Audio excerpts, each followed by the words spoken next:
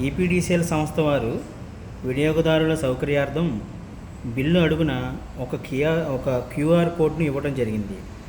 దీనిని ఉపయోగించి మీ యొక్క బిల్లుని చాలా సులభంగా కట్టుకోవచ్చు. ఈ క్యూఆర్ కోడ్ బిల్లుకి వేరేగా ఉంటుంది. మీరు ఏ బిల్లు అయితే కట్టదలుచుకున్నారో ఆ బిల్లు మీద ఉన్న క్యూఆర్ కోడ్ని స్కాన్ చేసుకోవాలి.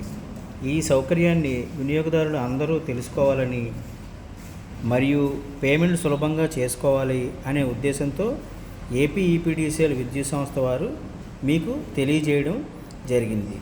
దీన్ని ఇప్పుడు ఏ విధంగా చేయాలో మీకు నేను చేసి చూపిస్తాను. ఇప్పుడు దీన్ని ఏ విధంగా ఫోన్పే ద్వారా పే చేయాలో మీకు చూపిస్తాం, చూడండి.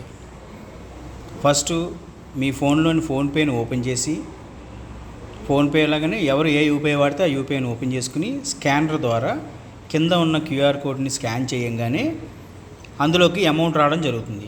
ఆ అమౌంట్ని మీ బిల్లులో ఉన్న అమౌంట్ని టాలీ చేసుకుని ప్రొసీడ్ టు పే కొడితే బిల్లు పే అయిపోతుంది. అంటే మీ యొక్క పిన్ అడిగిన తర్వాత పే అవుతుంది. ఈ విధానాన్ని మీరు అందరూ తెలుసుకోవాలని మా విద్యుత్ సంస్థ వారు మీకు కల్పించడం జరిగింది.